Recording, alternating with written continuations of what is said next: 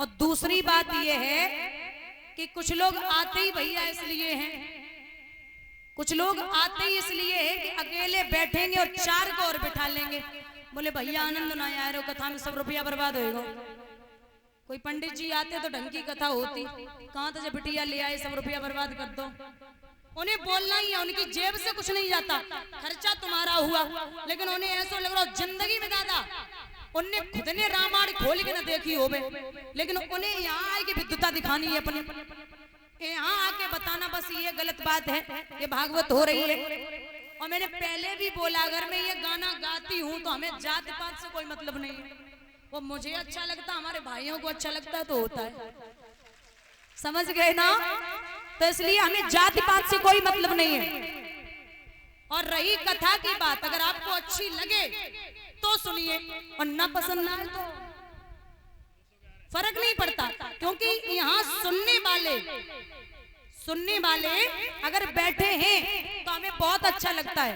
अगर तुम्हें पसंद नहीं आ रही, अब पसंद नहीं आ रही, तुम कितनी अच्छी सुना तुम पे असर हो गए ना, चार और बैठा रहे हो, बोले भैया आनंद ना आ रहे हो, ढंग की ना है मेरी। और ये इनकी गलती नहीं है दादा, इनकी गलती है नहीं। गांव में आपने हाथी आता हुआ देखा? हाथी को गांव वाले गणेशी समझते हैं। बोले अरे भैया हाथी आया इसका पूजन करो, माला डालेंगे, तिलक लगाएंगे, लेकिन तुमने देखो ये हाथी के पीछे 10-20 कुत्ता जरूर भौंकते हैं, ऐसा है या ना? तो वो कुत्ते हाथी पे नहीं भौंकते, ये हमारी और आपकी गलत फहमी है कि वो कुत्ते हाथी पे भौंकते, गलत।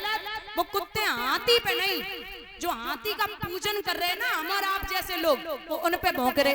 और उनका कहना होता है कि हम 24 घंटा गांव में पैरा लगा रहे तो हमें एक रोटी नहीं डाल रहे, और जो एक दिन खिलाए काओ जब तो माला पड़ रही, जब तो सम्मान चल रहा है।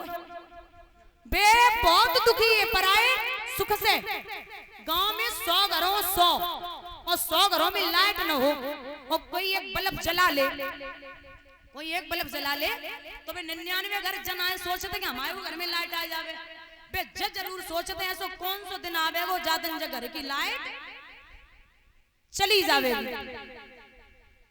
आप कभी भी कोई भी कार्य करें तो बस कानों पे हाथ रखिए और बढ़ते जाइए। और हमारी तो आदत है, मैं अच्छा भी सुनती हूँ और बुरा भी सुनती हूँ। लोग हमसे कहते हैं अरे दीदी कथा है बड़ा आनंद आ गया, और कछु का ढंग की ना है रही, सब बर्बाद होएगा। अब अच्छा भी सुनना पड़ेगा, बुरा भी, और कानों को कभी कभी बुरा सुनने की आदत डलवा लो, क्योंकि हमेशा अगर अच्छा सुनते रहोगे तो अंदर से अहम और घमंड आएगा कि मैं बहुत अच्छी हूँ या बहुत अच्छा हूँ। क्योंकि बदनाम वो होता है जिसका नाम होता है, बदनाम वो होता है जिसका नाम होता है। चाहे गली को स्वानो न जाने वाली बात को करे। आप बताइए, जैसे 100 मेढक 100 एक पहाड़ी पे चढ़ रहे, पहले एक गिरा, फिर 2 गिरे, फिर 10 गिरे, 20 गिरे, 50 गिरे, 70, 80, 90, 99, बचा कितना? एक वो पूरी पहाड़ी चढ़ रहा है। और दादा पहाड़ी चढ़ते चढ़ते जब वो चढ़ गया तो संत कहते आपको पता है जब 99 नीचे आए गए तो वो एक पहाड़ी क्यों चढ़ गया? बोले क्यों? क्योंकि उस मेढक को सुनाई नहीं देता था। वो नीचे वाले चिल्लाए रहे आजा भैया नीचे। जब एक चढ़ो तो दूसरे ने मनोबल गिरा दिया, वो गिर गया। दूसरा चढ़ा तो तीसरे ने मनोबल गिरा दिया, वो भी गिर गया। नीचे वाले चिल्ला रहे भैया नीचे आजा, लेकिन बाय बजे सुनाई ना पड़े रो। वो चढ़ता ही जा रहा और पूरी पहाड़ी चढ़ गया। ऐसे ही अगर कोई भी कार्य करे और कोई भी धर्म का कार्य चलता हो तो अच्छे भी लोग आएंगे, बुरे भी आएंगे। बोलिए गोविंद भगवान की।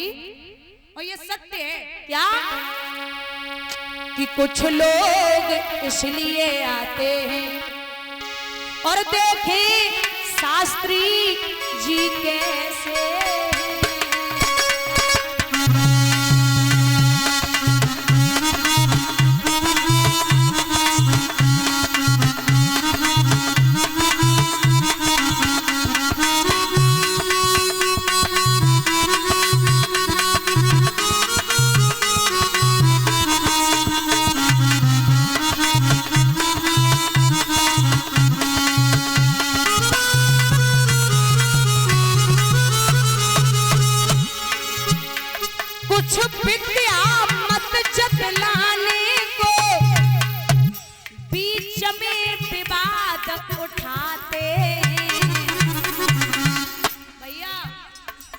कछु कथा सुनन के बदले में चप्पल जूता ले जाते हैं।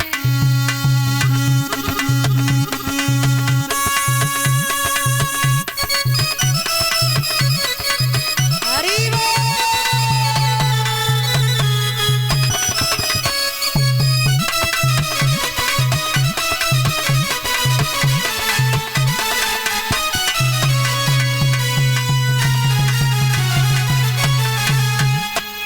तो ये हालत है, जैसे जो रहे वैसे खुश रहे, बस बोलिए गोविंद भगवान की। भैया ध्रुव ने कठिन तपस्या की, यहाँ साक्षात शेष नाग जहर उगलने लगा तो प्रेम प्रभु को खींचने लगा है, और प्रेम में बहुत ताकत है। राज मैया ने जवाब दियो कि महाराज दूसरी शादी करो, तो राजा ने बड़ी प्यारी बात कही, एक एक शब्द पर ध्यान देना। एक वृक्ष की दो डाली और पर किस्मत जुदा जुदा है। एक वृक्ष की दो डाली पर किस्मत जुदा जुदा है।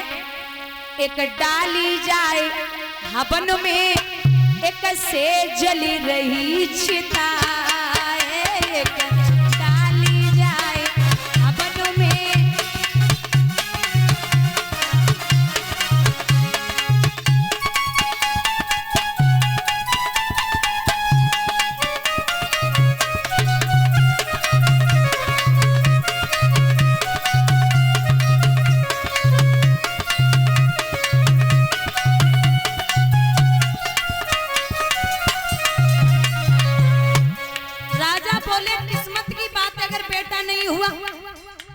अब हमें ये बताइए, किस्मत ही तो है, एक ही वृक्ष की दो डाली, एक हवन में काम करती है, चिता में काम करती है।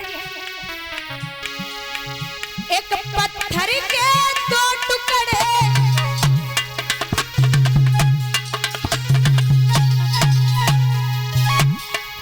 एक पत्थर के दो टुकड़े पर किस्मत जुदा जुदा है। एक पत्थर के दो टुकड़े पर किस्मत जुदा जुदा है। एक बन शंकर जी पूजते, एक सीढ़ी पर लगाए, एक बन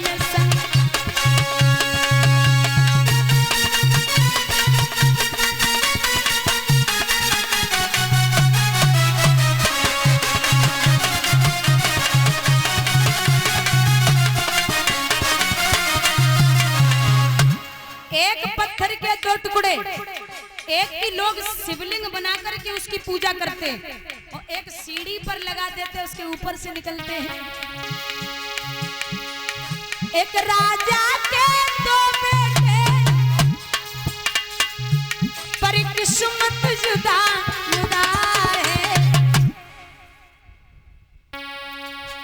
एक झूले पालने में, एक पत्तों पर पड़ा है, एक झूले।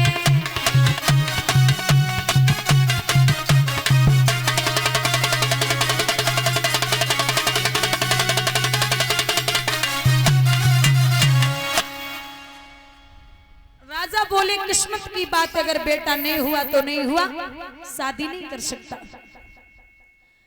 जब बात सुनी तो मैया जिद करी गई। रानी की इस बात पर हुए नृपति मजबूर, सुरुचि सुंदरी से हुआ इनका विवाह मंजूर। पहले वाली रानी सुंदर नहीं है, लेकिन नीतिवान, गुणों को संस्कार वाली है। लेकिन दूसरी आई, वो दिखने में बहुत सुंदर है, लेकिन महाराज गुण अच्छे नहीं है। डोले में बैठी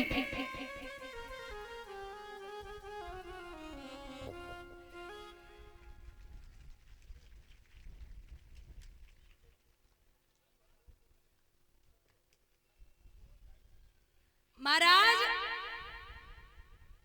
कहते हैं अच्छे नहीं है। डोले में बैठी तो डोले में बड़ी रानी ने दासी को भेजा, जा हमारी बहन को सम्मान के साथ में लेके आ। दासी ने आरती उतारी और आरती उतार के जवाब दिया, चलिए बहन, आपको आपकी बड़ी बहन ने बुलाया है। सुरुचि बोली, कौन बड़ी बहन? आपके राजा की जो पहले वाली रानी है, शादी हो गई? बोले हाँ। उसने ही बुलाया है। बोले महाराज कहाँ है, उनको बुलाओ जरा। राजा उत्तानपाद को बुलाया गया तो महाराज जवाब दिया, जब पहले से एक है तो हमें क्यों लेके आए हो? अगर अपनी इज्जत चाहते हो तो हमारा डोला वापस करवा दो। एक बात बोलूं, इज्जत कमाने में आदमी की पूरी जिंदगी लग जाती है, लेकिन बिगाड़ने में 2 मिनट नहीं लगते। एक विश्वास पे शादी कराई थी, और विश्वास एक ऐसा शब्द है जिसने लिखने में सेकंड लगता है, पढ़ने में मिनट लगता है, लेकिन साबित करने में पूरी जिंदगी लग जाती है। भरोसा जीतना हर किसी के बस की बात नहीं है। बड़ी रानी ने देखा कि ये तो लड़ाई कर रही है, तो महाराज झपट के मैया सुनीति ने छोटी रानी के पैर पकड़े। एक बात बोलूं दादा, राजा उत्तानपाद पीठ फेर के रो रहे थे। जब पीठ फेर के राजा रोए तो मैया ने छोटी बहन के पैर छोड़े और राजा उत्तानपाद के पैर पकड़ के बोली, नाथ आप क्यों रो रहे हो? रोने के लिए मैं ही काफी हूँ। आपने पूरी रात समझाया था, लेकिन मैंने आपकी एक भी बात नहीं मानी। नाथ आप मत रोइए, मैं सब संभाल लूंगी। छोटी रानी के सामने फिर भाग के पहुंची, बेना क्या चाहती है? जवाब दिया, नहीं जाऊंगी अंदर, शर्त है मेरी। क्या शर्त है? तू घर से बाहर हो जा। मैं घर से बाहर हो जाऊं? बोले हाँ। महाराज मैया सुरुचि ने सुनीति के पेट में लात मारी। जो लात लगी सो मैया ने पैर ना छोड़े और हाथ जोड़े के जवाब दो, बहना हमें आंखों की गोटियां बना ले, मेरे शरीर की बोटी बोटी कर दे, लेकिन मैं तेरा डोला वापस नहीं जाने दूंगी। बड़ी मुश्किल से शादी कराई है। वो क्या है ना, आली हमारी कोख में पत्थर पड़ गए, हमें एक बेटा को जन्म नहीं दे पाई। तू अगर चाहे तो अपना डोला यहीं रख, तू यहीं रुक, मैं शाम को तेरे पैर दबाऊंगी, पानी भर के लाऊंगी, झाड़ू लगाऊंगी, तेरे बच्चे को खिलाऊंगी, रोटी बनाऊंगी, पूरे घर की सेवा करूंगी बहना, लेकिन डोला वापस मत जाने दे। सुरुचि कहने लगी, बड़े भाव से देख रहे हो महाराज, बूढ़ी बिल्ली भगतिन बनके चिड़िया घर में रहना चाहती है। मैं से बच्चा दूंगी, ये मेरे बच्चे को मार देगी और मुझे जहर दे देगी।